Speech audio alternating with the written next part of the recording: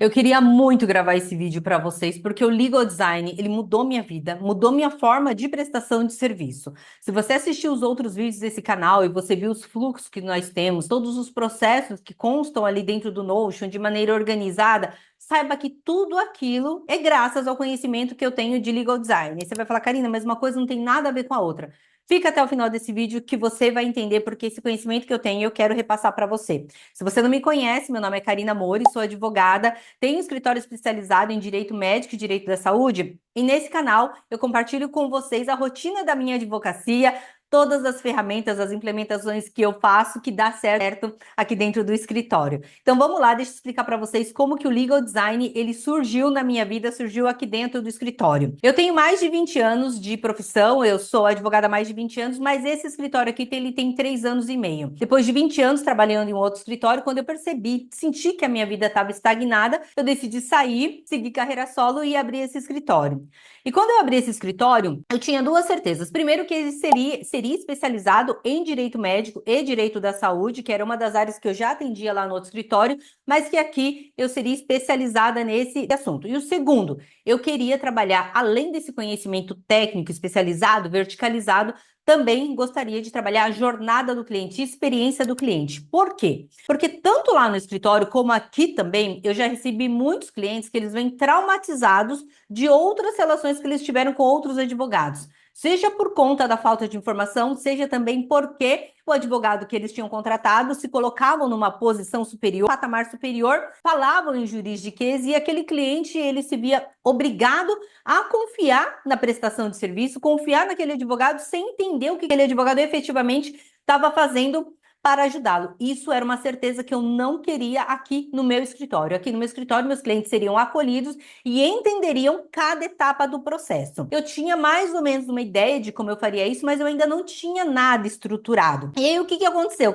Eu lembro que era um sábado, o pessoal da marcenaria estava aqui fazendo as instalações dos móveis e um cliente ligou no meu celular. Cliente não, um lead, né? Um prospect. Ele veio através de uma indicação. E aí eu fui atender ele lá no corredor por conta do barulho. E o que eu percebi? Ele tinha urgência, me ligou num sábado, e que ele nunca tinha contratado um advogado, ele nunca tinha precisado de um serviço jurídico e ele estava inseguro realmente nesse primeiro contato. Aí depois que o pessoal foi embora, montei aqui uma estação de trabalho e fui elaborar a proposta de honorários para ele. E o que eu fiz? Para atender essa necessidade dele, dessa insegurança dele, eu reformulei uma proposta de honorários e coloquei todos os elementos, todos os itens que entrariam dentro dessa proposta de honorários de maneira clara. Trouxe alguns elementos visuais para ele entender algumas questões que seriam trabalhadas nessa prestação de serviço. Fiz uma proposta de honorários bem clara, simples, impactante e encaminhei. Na segunda-feira de manhã ele me ligou e falou o seguinte: Karina, vou ser bem sincero com você, eu contatei outros advogados também e o valor que você me cobrou é mais do que o dobro do valor que os outros advogados cobraram. Só que só pela sua proposta de honorários, eu percebi que o seu trabalho será diferenciado. Eu quero fechar com você, mas eu não tenho dinheiro. O que a gente pode fazer? Eu falei, tá bom, eu não negocio valores, mas a gente pode negociar formas de pagamento. Então, renegociamos ali a forma de pagamentos e fechamos o contrato. Só que qual que foi o insight que eu tive daí? A minha proposta, o documento que eu elaboro, é a porta de entrada para o cliente ver a qualidade do meu serviço. E daí eu pensei, eu preciso melhorar isso daqui. Comecei a pesquisar, estudar sobre o assunto e descobri que existia uma matéria chamada Legal Design, que dentro do Legal Design existe o Visual Law. Eu digo matéria porque até onde eu saiba não existe uma cadeira numa universidade que ensine Legal Design, então não é uma matéria oficial.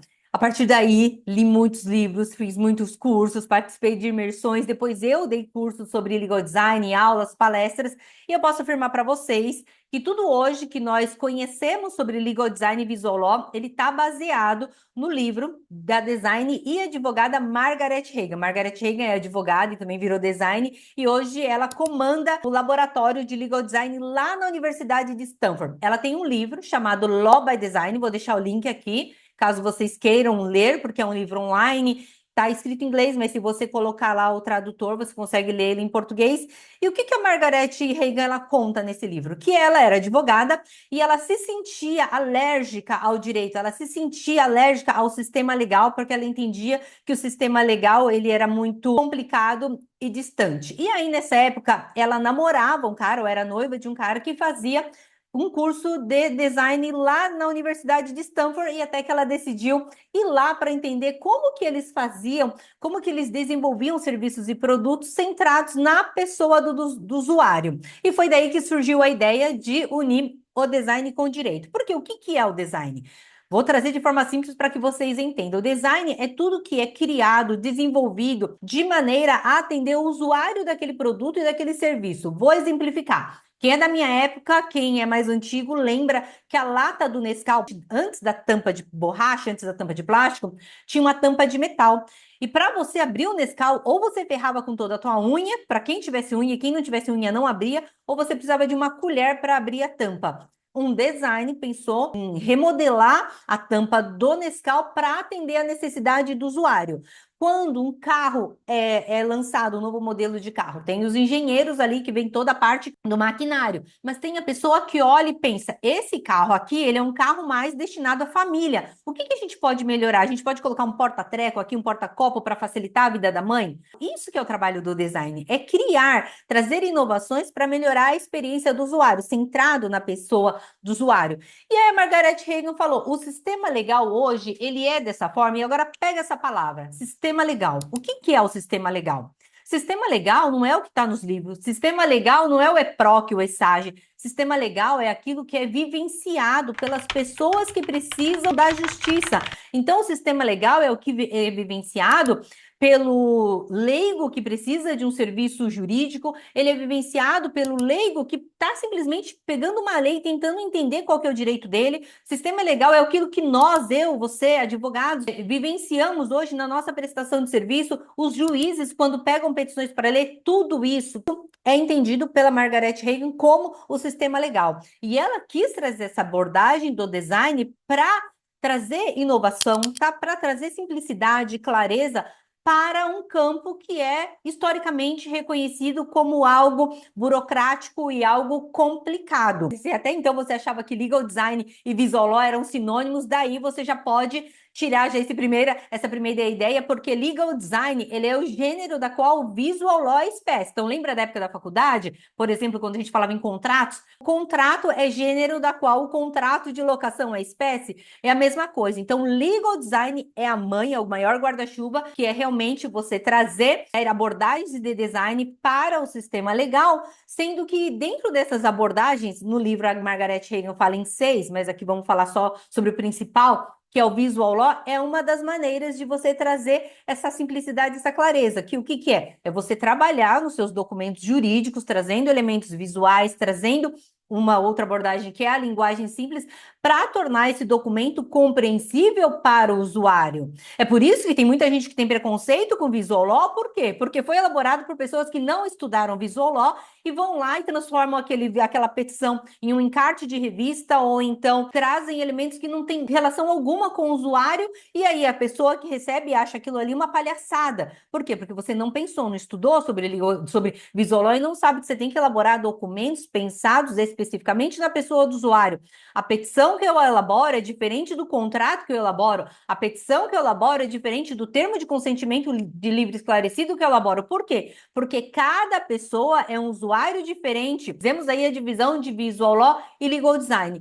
E aí, quando a gente fala em legal design, que eu apliquei aqui no meu escritório, o que que é? Eu entendi que eu sou usuária do serviço, que os meus clientes são usuários do serviço, que a Vitória, que é minha estagiária, é usuária desse serviço e que eu precisava trazer simplicidade, inovação, clareza. A partir desse momento, eu fiz o que a Margaret Hagan, ela propõe no livro. Eu coloquei as lentes de design. Se você estiver numa roda de amigos e alguém falar alguma coisa que tem um impacto jurídico, você tem automaticamente as lentes de advogado e a forma como você ouve aquela conversa, seu amigo está falando que tem um impacto jurídico, você já enxerga ele de outra maneira. Por quê? Porque você já tem a lente de advogado. Então, se um amigo seu está lá falando, nossa, desviaram minha bagagem, você já logo pensa no CDC, você já logo pensa no direito de indenização para ele, porque você tem esse olhar, essa visão de um advogado. Margaret Hagan fala o seguinte, da mesma forma que você enxerga o mundo através da visão de um advogado, comece a enxergar o mundo através da visão do design e pense de que maneira você pode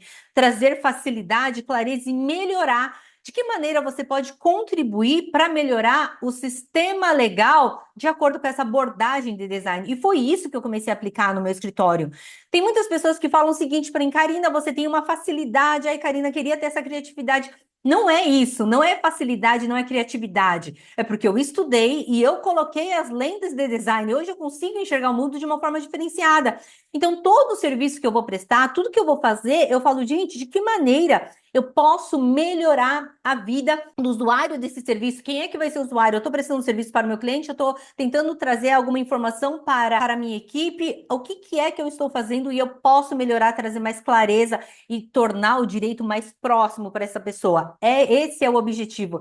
Essa é a lente que eu coloquei. Depois que você coloca, você não tira mais. E aí, gente, dentro dessa abordagem de design, nesse livro vocês vão ver que eles falam sobre o design thinking. A última etapa é o teste. E o teste é o que eu faço aqui no escritório. Então, tudo que eu vou aplicando, eu vou testando e vou vendo os feedbacks. E feedbacks dos clientes, a valorização do meu serviço é a certeza de que realmente aplicar essas técnicas de design melhoraram o meu serviço. Esses dias o cliente estava na dúvida com a fase do processo, e aí eu já tenho um material pronto em que eu ensino todas as fases. Eu mandei um vídeo, falei, doutor, a gente está aqui nessa fase de saneamento. Na verdade, o saneamento, o que que é? Saneamento é, digamos, a organização do processo. O juiz já ouviu o que a parte queria falar, o juiz já ouviu o que nós temos que falar na contestação, e agora chegou nessa fase de saneamento, de organização, em que o juiz vai analisar tudo que nós pedimos na contestação, todas as preliminares, pedidos que realizamos na contestação, e ele vai decidir. É nessa fase que tá aí, eu gravei um vídeo e mandei para ele. Ele mandou, falou, Karina, muito obrigada. Agora com a sua explicação,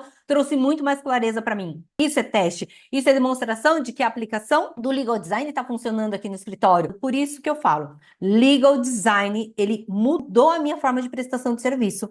E eu encerro esse vídeo te convidando a ler o livro da Margaret Hagan. Se vocês quiserem, depois a gente pode abranger mais esses assuntos aqui dentro desse canal, mas te convido a ler o livro da Margaret Hagan. É um livro gostosinho de ler, ele é fácil de ler, e colocar as lentes de design para verificar aí dentro do seu escritório o que que você pode melhorar na sua prestação de serviço, que vai ser a sua contribuição para que a gente tenha um sistema legal mais eficiente, mais claro, mais simples, mais organizado, mais inovador para você, para a sua equipe, para os seus clientes. Se você gostou desse vídeo, curta, compartilhe, se inscreva no canal. Toda quarta-feira temos vídeos novos sobre rotina da advocacia, sobre melhorias, e eu vou ficando por aqui. Até a quarta que vem.